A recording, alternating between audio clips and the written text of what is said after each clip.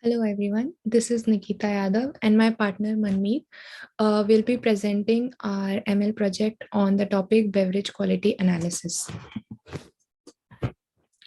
So for introduction, so besides providing essentials hydrations, some beverages can also provide vitamin, minerals, proteins, fats, etc. So basically because of all these properties, it becomes difficult to analyze the quality of fruit juice and other beverages. So it becomes a crucial issue. The nutrition information panel on the back of every beverage packages indicates what nutrients each package is made up of. But the beverage manufacturing companies do not just want to rely on that. And that's why we are coming up with this solution where we will evaluate the beverages based on their physiochemical properties. The data set has been downloaded from Kaggle. So first off, we'll analyze the data. So for data, we have these physiochemical properties: fixed acidity, citric acid, residual sugar, chloride, free sulfur dioxide, total sulfur dioxide, density, pH, and sulfates.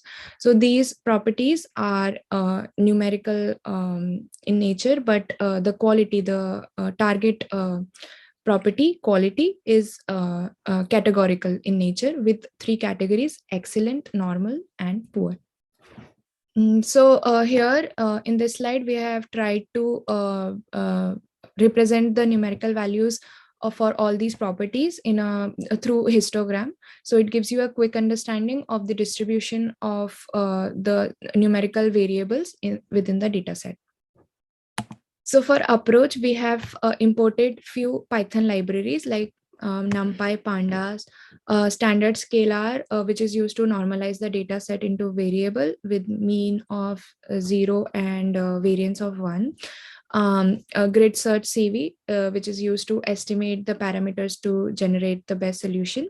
SMOT is basically a technique which is used to balance the data set. We'll be explaining that further. And pipeline, which is used to assemble several cross validation steps while setting different parameters.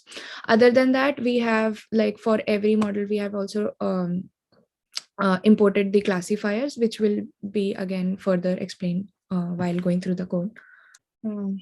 So data preprocessing. So to examine the data set and to understand the data set, we have used a basic ML functions: head, shape, info, and describe. Next, as the quality property of our data set is categorical, so to convert it into numerical, we have used the map function. Here for excellent, as we are targeting to predict for the excellent quality beverages, the excellent function is given the value 1, normal and poor is given 0. So next in data preprocessing, we have correlation matrix. So correlation matrix shows the relation of each feature with the another.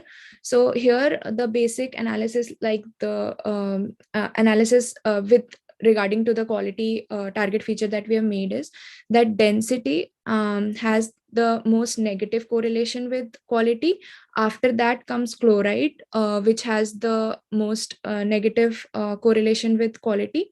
And for positive correlation, we have alcohol, and the property pH also has positive correlation with the target feature quality. Next, for data preprocessing, we have used a standard scalar to normalize the data set with each feature having a mean of 0 and variance of 1. So yeah, we have used the standard scalar function to do that. Yeah. So the models we have used are random forest, support vector matrix, SVM, adaptive boosting, and logistic regression. So next up, we have model hyperparameter tuning. So before tuning the hyperparameters, we need to balance the training data set, for which we've used the smooth process. So imbalanced data sets can be balanced by either downsampling the majority classes or upsampling the minority classes. But we are, however, creating synthetic samples similar to the existing samples in the minority classes. So this is done using SMOT.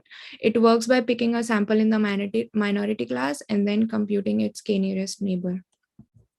Next, we have tuned the model parameter and estimators, and we have implemented cross-validation using grid search function. So the snippet that we are showing is only for random forest, but we've done the same for all the other models that we've implemented.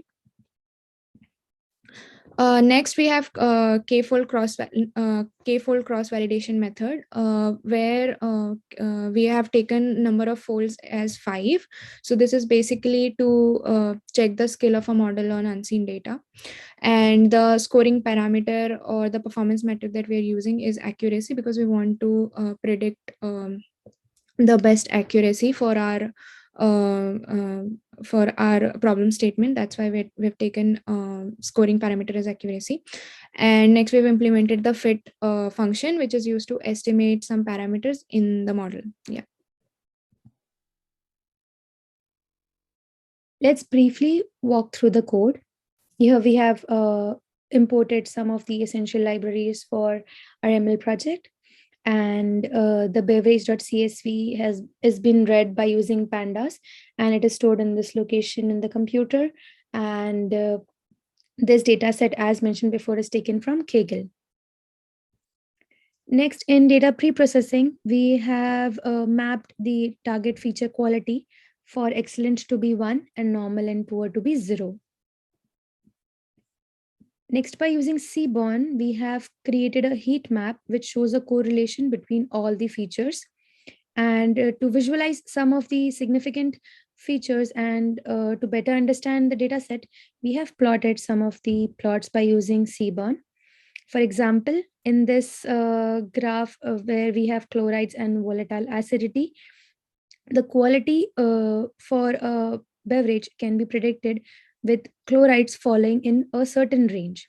That is, this orange line shows us the good quality of beverages with the chlorides value in certain range. Similarly, we have other line plots explaining more about the data features.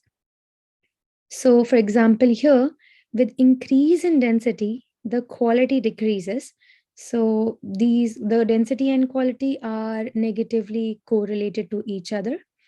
And similarly, the total sulfur dioxide and quality as well are negatively correlated.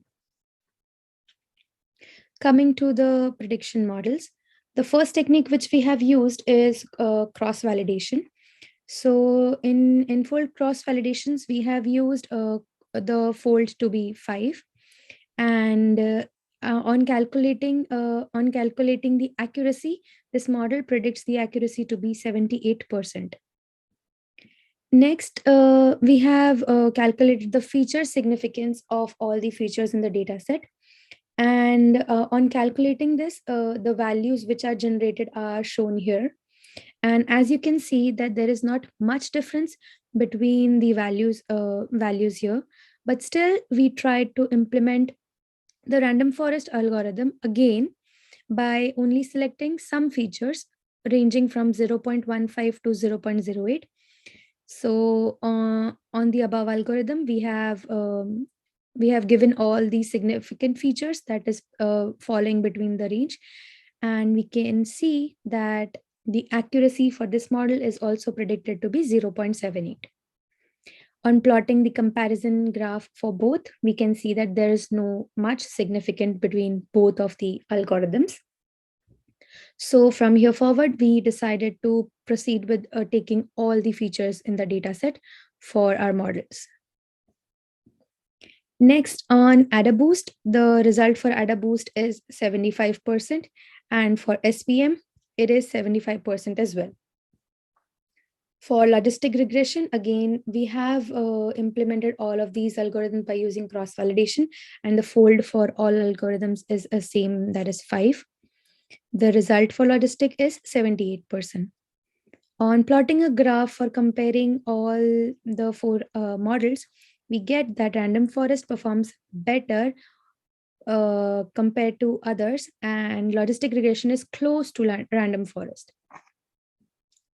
In the next section, we have implemented all the models by using test and train split technique. Here we have split the data set into 33% of test set. And we have calculated confusion matrix and accuracy score for all of these models. So for random forest, we get the accuracy as 87%. For SVM, we get it as a 62. For AdaBoost, it's 81. And for logistic, we get the accuracy as 79. And on comparing the train test technique of all these models, we get this graph. So by looking at both of the graphs, the for N cross validation and for test train split, we can see that random forest performs comparatively well in both of these techniques. So for this problem, we decided to go forward with a random forest technique, and because it predicts results much better compared to other models. So that's it from our side. Thank you so much for listening, class.